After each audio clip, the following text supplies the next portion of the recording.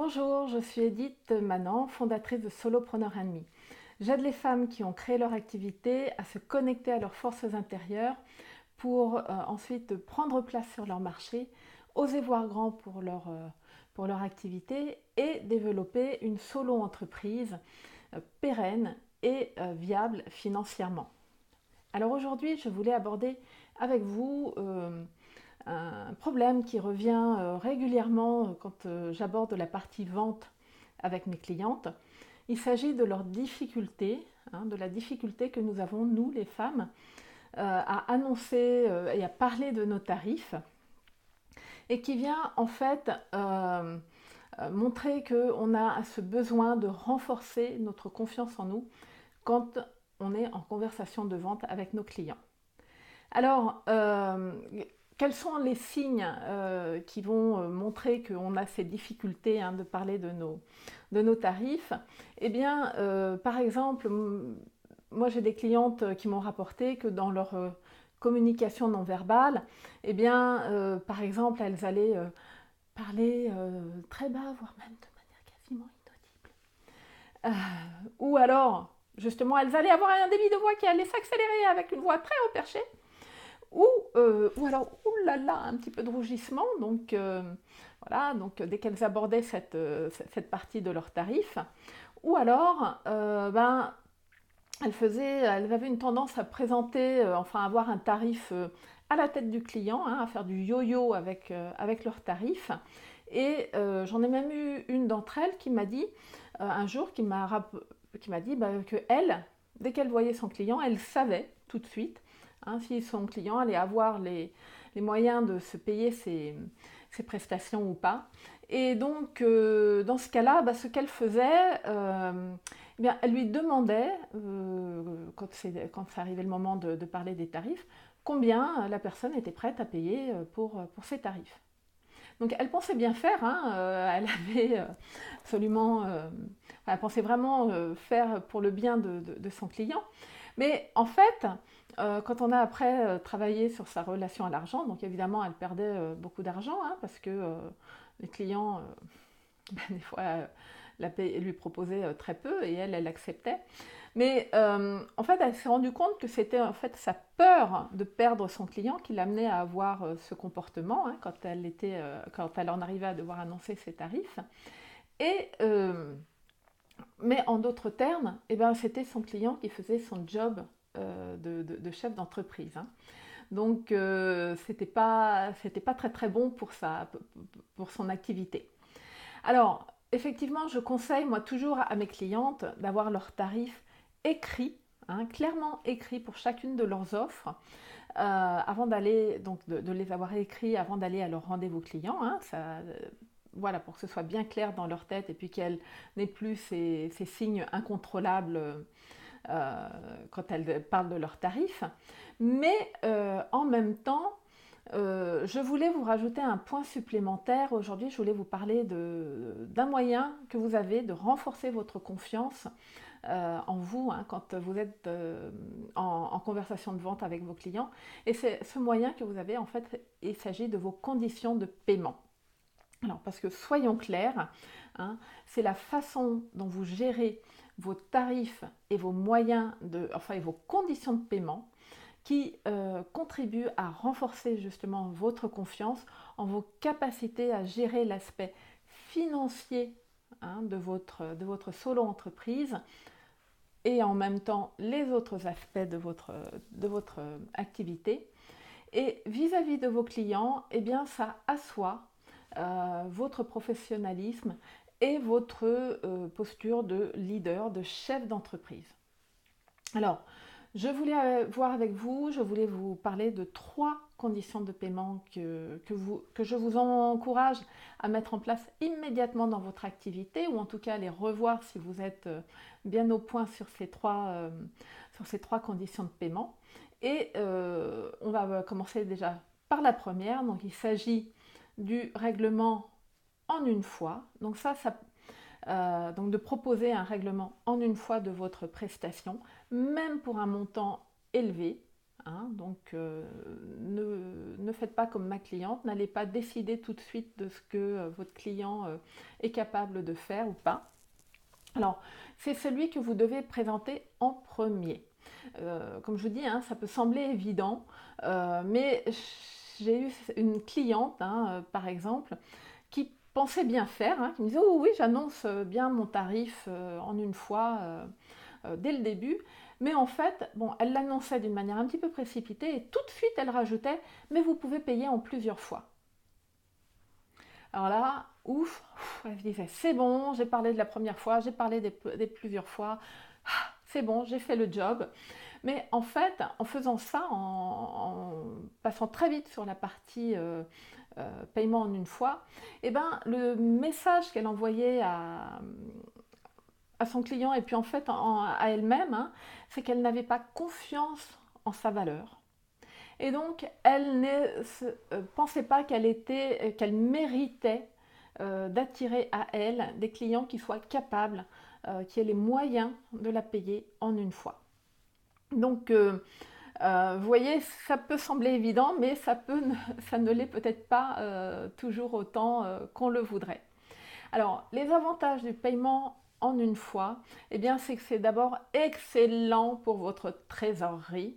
Votre banquier en plus sera très content, mais c'est excellent pour la trésorerie de votre solo entreprise. Ensuite, eh bien, quand vous ne facturez qu'une fois, eh ben, quand vous n'établissez qu'une facture, eh bien, ça vous donne la possibilité ça vous fait gagner du temps, hein, puisque vous n'avez plus à gérer la rédaction de plusieurs factures, et puis vous n'avez pas à vérifier que les encaissements se font bien chaque mois, hein. Et puis, il y a aussi un avantage quand vous travaillez avec votre client, eh ben, c'est que les clients qui ont payé en une fois sont davantage engagés dans le travail qu'ils vont faire avec vous quand ils ont payé en une fois. C'est bizarre, mais c'est comme ça. Alors, ça, c'est pour le premier moyen la première condition de paiement que je vous demande de mettre en place dans votre activité.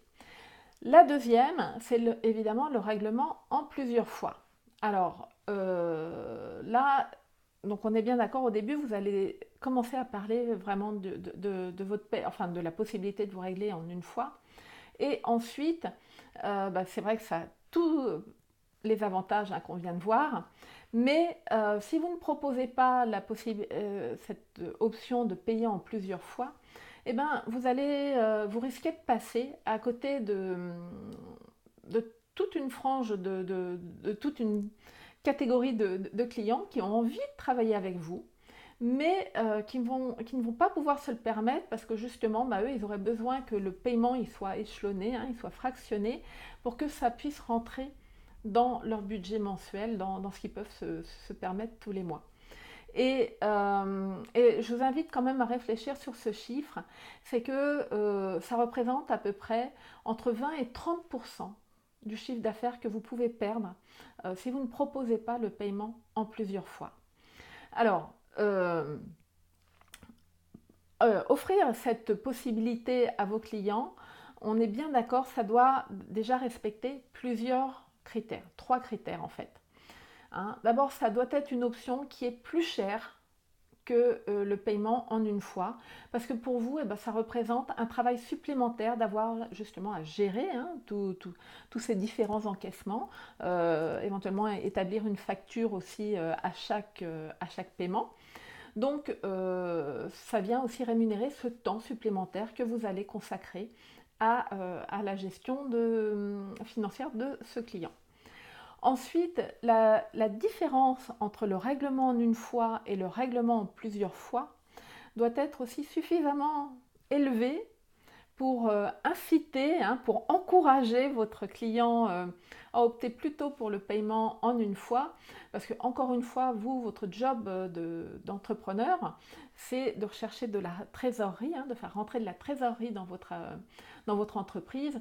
Et donc, le meilleur moyen de faire rentrer de la trésorerie immédiate dans votre entreprise, c'est d'avoir un paiement en une fois. Mais bon, on sait que on peut le proposer, enfin, vous avez besoin de le proposer justement pour ne pas vous couper d'une partie de votre clientèle éventuelle.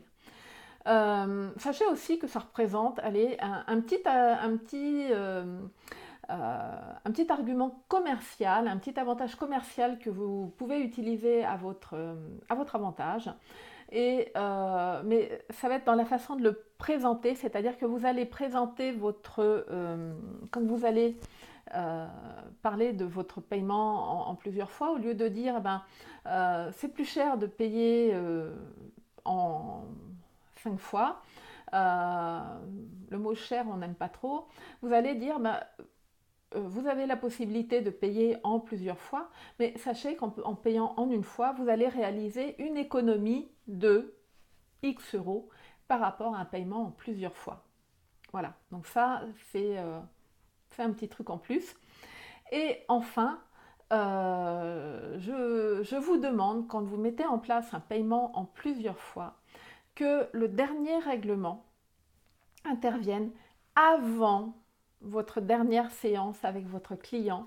Comme ça vous évitera d'avoir à courir après votre règlement.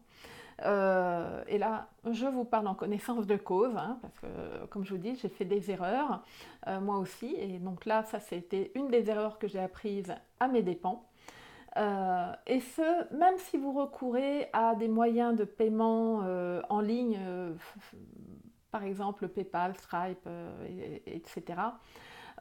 Ou que vous demandez si votre client vous paye par chèque, que même si vous dites, ben voilà, je lui ai demandé, bon, il paye en 5 fois, il va m'avoir fait 5 chèques, dès la première séance, il me donne les 5 chèques, et vous en encaissez un tous les mois, par exemple, eh bien, ça vous évite, comme ça, si jamais, bon, vous vous retrouvez avec un chèque en... Alors, déjà, ça vous évite que votre client...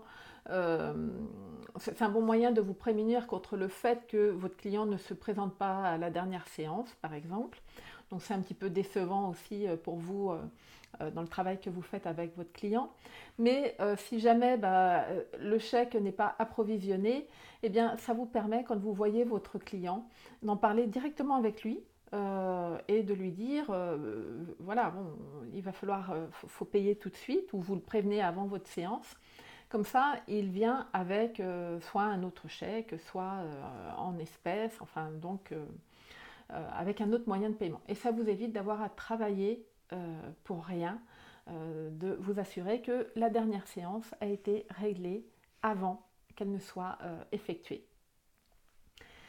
Et enfin, donc, le dernier moyen de paiement que je vous demande de mettre en place dans votre activité, c'est de demander un dépôt, ce qu'on appelle un dépôt de garantie qui soit non remboursable, mais que vous allez avoir la possibilité de transformer en avoir. Le plus important ici, c'est d'être très clair dès le début de votre... enfin, d'être très transparente, en fait, pendant votre conversation avec votre client. Il s'agit, donc quand vous demandez ce dépôt de garantie, c'est ce qu'on appelle des ARS.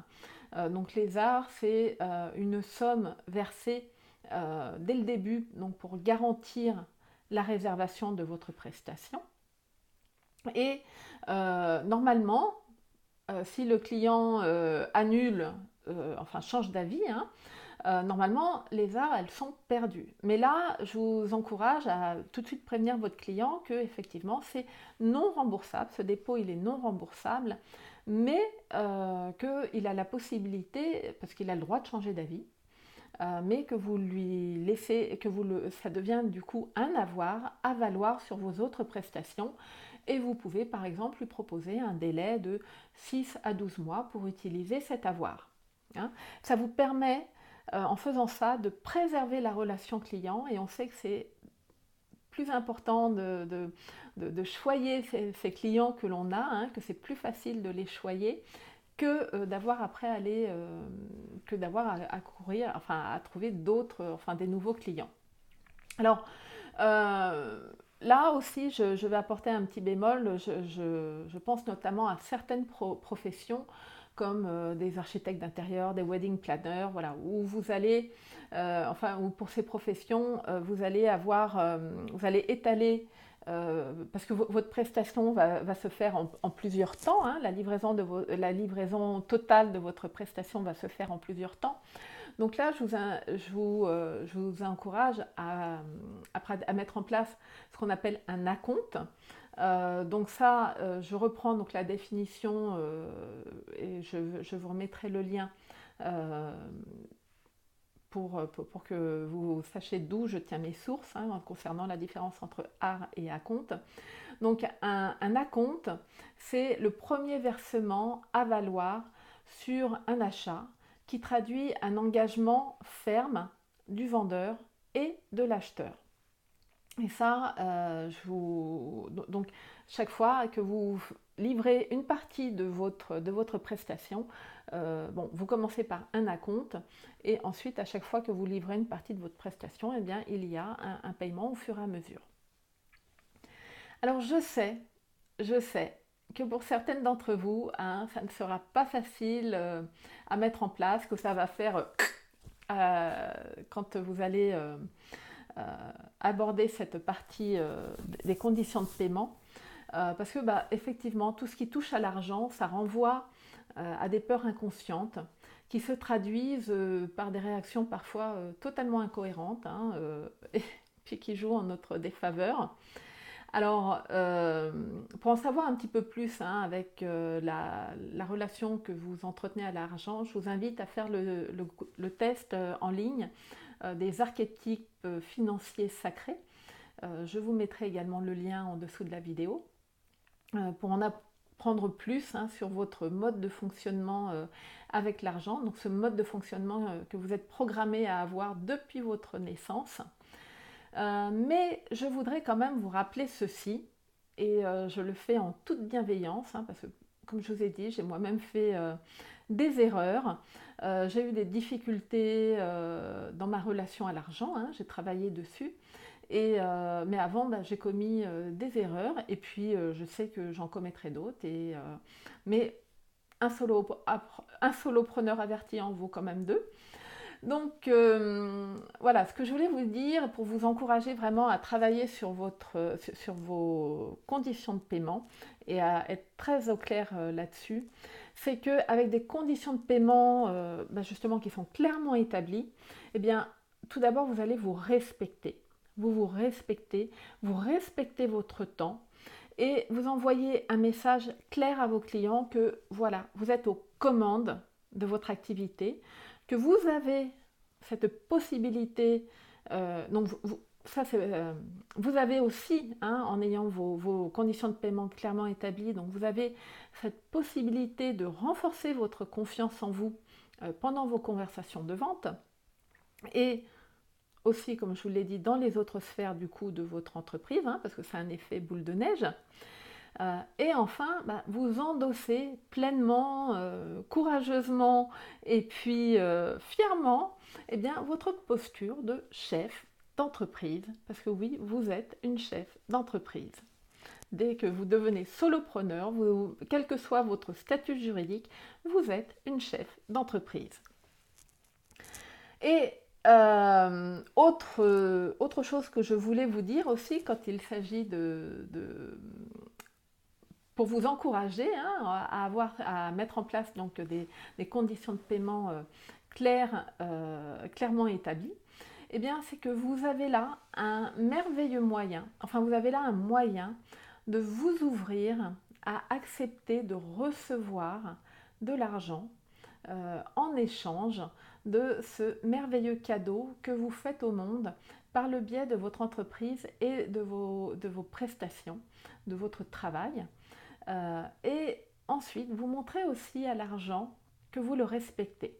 Et ça, d'un point de vue énergétique, c'est vraiment formidable, c'est vraiment hyper important, parce que figurez-vous que l'argent adore, mais adore qu'on lui montre du respect et qu'on s'occupe de lui. Et donc, écrire vos moyens de paiement est un très très bon moyen de montrer à l'argent que vous êtes prête à l'accueillir dans votre vie d'entrepreneur.